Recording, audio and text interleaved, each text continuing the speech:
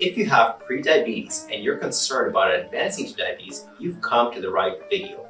In this video, we're going to cover what is prediabetes, who is at risk, and how can you manage them better using exercise, nutrition, and supplements. Before we get to that, who am I? My name is Igor. I'm the author of the Amazon bestselling book, Type 2 Diabetes Personal Secrets, and I'm a personal trainer who specializes in working with diabetics. First of all, what is prediabetes? As the name implies, prediabetes is the stage before diabetes. What is the reference range? What blood markers can you look for? There's a blood marker called HbA1c. That stands for glycated hemoglobin. That's your average blood sugar for the last 3 months. A person with prediabetes will have an HbA1c between 6.0 to 6.4%. That's prediabetes. Now, who is at risk for prediabetes? There are a few different factors or criteria for who might be at risk. Well, one is if you have a family history of prediabetes or diabetes. Two is if you're physically inactive, you don't engage in any physical activity, exercise, or sports. Three is if you are overweight. It's not so much being overweight, it's what made a person overweight to begin with, specifically the nutrition. And four, if it's a woman who has had gestational diabetes in the past, in other words, diabetes when she was pregnant. These are the risk factors for prediabetes and eventually diabetes. Now, what are some of the symptoms? That's the tricky part. There aren't any. In prediabetes, you don't really have any symptoms other than stuff you can look at, but you don't really feel any different. You don't really feel bad. You don't really feel high blood sugar. That's what makes prediabetes so difficult to catch, because unless you get annual blood chemistries or blood work, you just don't know you have it. Now, what are some of the consequences of prediabetes advancing to diabetes? All the same consequences. So one is kidney damage, another one is eye damage or losing your eyes, heart attacks and strokes, and other consequences, frequent urination and so on. So you definitely don't want to go from prediabetes to diabetes. So how do you manage it? How do you reverse it? And how do you return your blood sugars back down to normal? What I cover in my book, Type 2 Diabetes Personal Secrets, is 3 specific ways using exercise, nutrition, and supplements to lower it. From an exercise perspective, you should be doing strength training.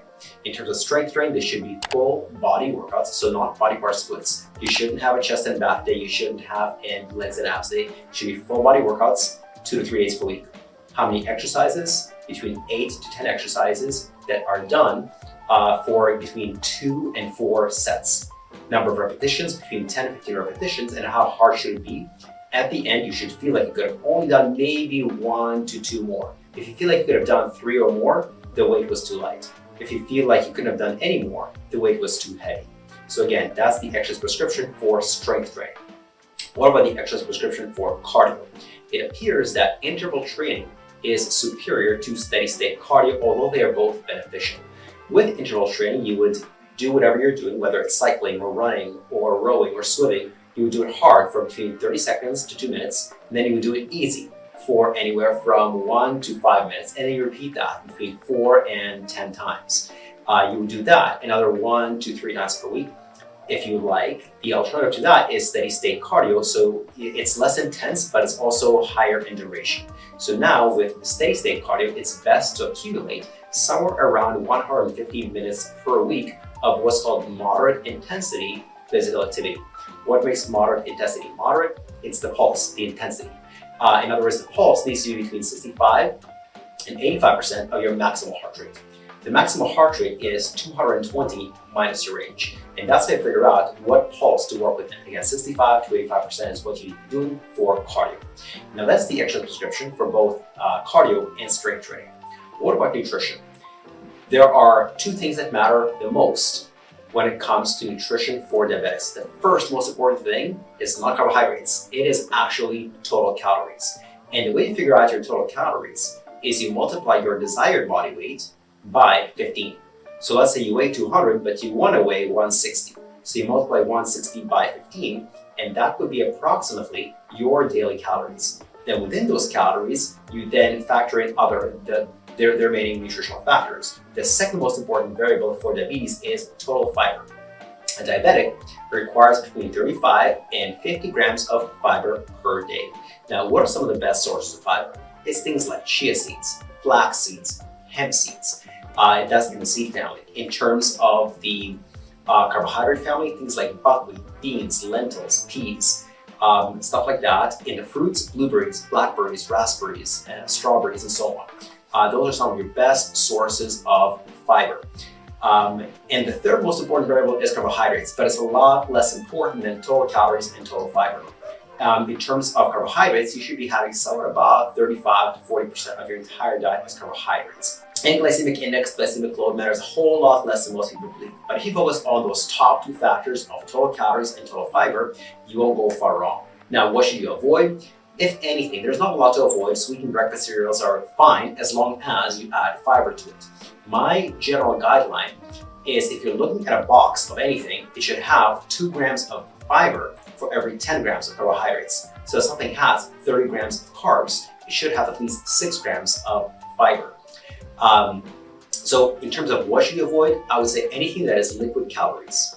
So things that are fruit juices, pop, alcohol, these are things that add calories, don't add fiber, and don't really make you feel any fuller. So I would avoid those. The other thing that I would avoid is anything that is a sugar food. In and of themselves, sugar foods are not a problem, but on an individual basis, they could be a problem. And what are they?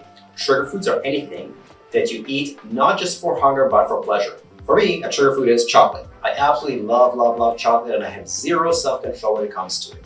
That's why I just don't keep it in the house. Because I know that if I have a chocolate, I can't stop there. I'm gonna have a second and a third and a fourth.